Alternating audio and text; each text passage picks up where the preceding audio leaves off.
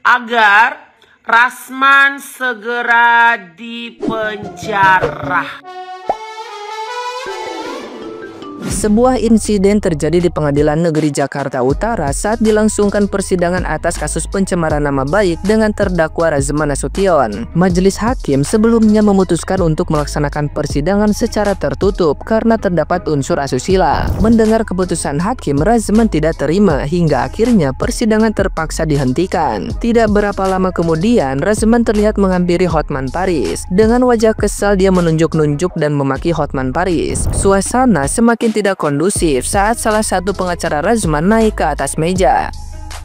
Adanya keributan di ruang persidangan itu membuat Hotman Paris merasa geram. Ia mendesak agar pihak-pihak terkait bisa memberikan hukuman kepada oknum pengacara tersebut. Hotman Paris meminta agar Kapolda Metro Jaya bisa menindak oknum pengacara yang membuat keributan tersebut karena telah menghina pengadilan. Hotman Paris menjelaskan bahwa kejadian tersebut baru saja dialami hari itu saat persidangan dengan Razman sebagai terdakwa atas dugaan kasus pencemaran nama baik. Hotman Paris bahkan ingin agar kasus tersebut segera diproses. Tindakan oknum pengacara yang sudah menginjak-injak meja persidangan tersebut menurut Hotman Paris sudah sangat keterlaluan. Hotman Paris sebelumnya melaporkan Razman atas kasus pencemaran nama baik. Hotman Paris dituding telah melecehkan mantan asisten pribadinya Iklim Hakim. Hotman Paris yang tidak terima dengan tudingan tersebut lalu melaporkan Razman. Atas laporan Hotman Paris tersebut, Razman akhirnya ditetapkan sebagai tersangka. Namun hari itu persidangan kasus pencemaran nama baik tersebut resmi ditunda karena terjadi kericuhan. Nah, gimana nih menurut netizen yang terhormat? Silahkan berkomentar ya. Ini gue kasihan sama netizen Indo. SS sama Doktif aja belum selesai. Terus keluar torrent 1500 liter. Belum selesai juga. Terus ini apa lagi? Masa iya gue harus ngikutin? Please, yang tahu kasih tahu ini masalah apa. Karena ketinggalan banget. Aduh, bingung gue. Ini yang namanya pengacara, orang pinter, orang berpendidikan, orang tahu hukum, ternyata nggak punya adab dan etika yang baik ya. Itu ruang sidang, bukan kebun binatang. Itu terus yang naik meja itu astaga, ngapain sih? Itu ruang sidang udah kayak nggak ada marwahnya, sumpah. Tolong dong, ditertibkan, jangan terbiasakan seperti ini. Ini siapa? Orang mengatur majelis. Ya Allah, ya Allah. Blunder, bener-bener blunder. Apalagi yang ini. Timnya naik ke atas meja pakai baju pengacara lengkap, Pak. Ini kalau nggak ditindak, jadi contoh yang tidak baik untuk masyarakat. Mohon ditindak dengan tegas. Bukan membela Hotman atau Razman ya, tapi tolong tindakan ini adalah tindakan yang sangat tidak terpuji. Majelis hakim harus bertindak tegas, diumumkan kepada masyarakat, jangan seperti ini. Hargai, hormati majelis hakim. Semoga ditindak dengan tegas. Hei netizen, kalian lihat ini bukan? Kelakuan orang-orang yang katanya pintar. Mereka adalah orang-orang yang bekerja di bidang hukum, tapi tidak menerapkan hukum dalam kehidupannya. Di meja atau di ruangan yang seharusnya yang mulia, yang bagus, yang seharusnya di mana mereka memperdebatkan hukum, mereka malah menunjukkan kehebatannya. Ada yang melupakan etika dengan naik di atas meja. Ada yang berantem layaknya preman di pasar. Bagaimana hukum bisa ditegakkan kalau mereka saja yang berbicara tentang hukum tidak bisa mengendalikan dirinya? Dari sini saya bisa melihat kualitas mereka seperti apa. Dan menurut kalian gimana? Ya bisa dipastikan itu akan diputus bersalah kalau udah model begini mah. Ya nggak kliennya, nggak lawyernya, kliennya minta semua hakim diganti. Ya lawyernya naik di atas meja. Aduh ini apa? Kalau model begini lawan Hotman Paris habis. Bener kata Hotman Paris, zaman sekarang sudah tidak diperlukan lagi modal otot. Ini lawyer, bukan ini yang diperlukan. Kalian sudah di ruang persidangan, bukan Saya tahu itu modelnya mengalihkan isu, udah terdesak. Hakim semua majelis diganti. Bikin keributan buat apa? Kalau memang merasa benar, buktikan, sajikan fakta persidangan. Dengan kondisi seperti ini, saya semakin yakin Anda akan divonis. Itu Bang Hotman tenang-tenang aja ngadepinnya. Malu-maluin.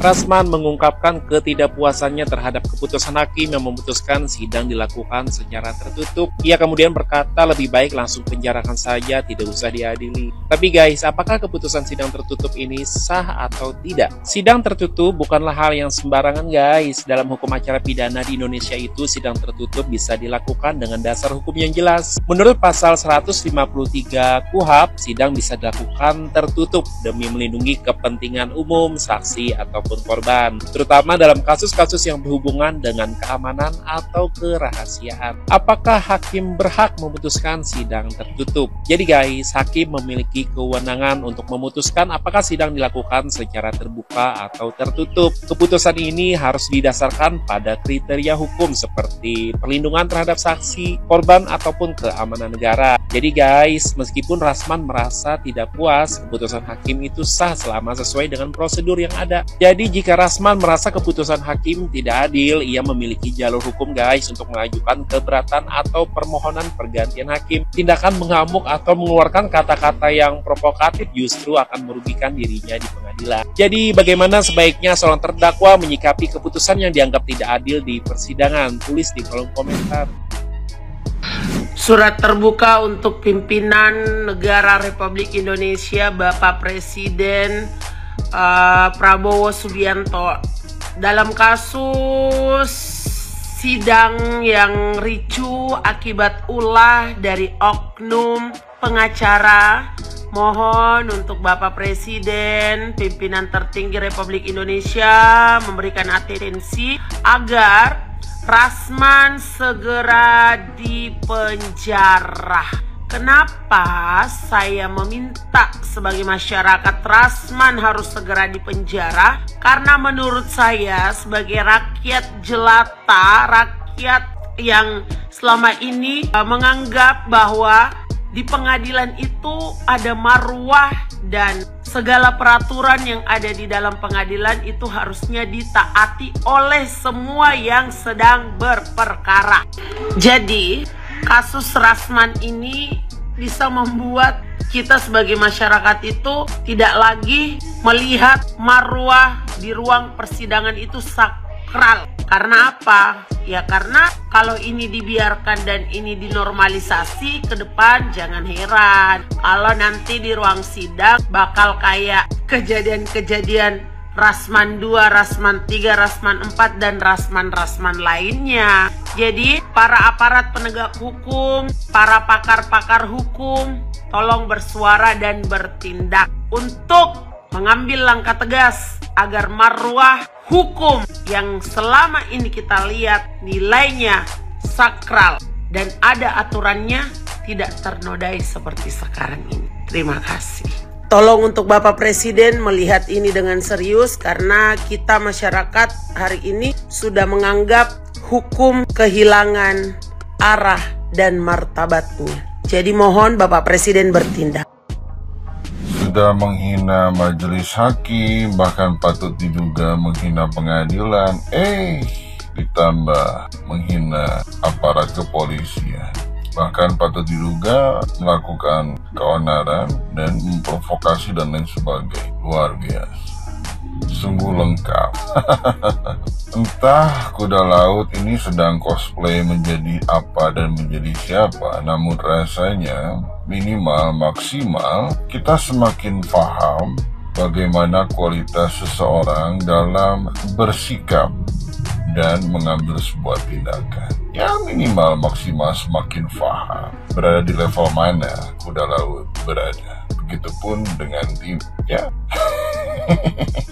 Mau dibawa kemana hukum negara kita ini bila seorang advokat yang seharusnya lebih paham bagaimana memperlakukan hukum dan lain sebagainya malah merendahkan dan mempermalukan marwah hukum itu sendiri.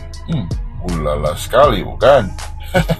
Bila tindakan premanisme dan lain sebagainya yang dilakukan di muka persidangan dibiarkan, maka tidak menutup kemungkinan hal serupa akan kembali terjadi dan mungkin saja ada pengulangan yang berulang-ulang kali. Apakah hal tersebut akan dibiarkan? Seharusnya jangan dibiarkan, dan seharusnya pula harus dikenakan konsekuensi hukum dan konsekuensi kode etik profesi.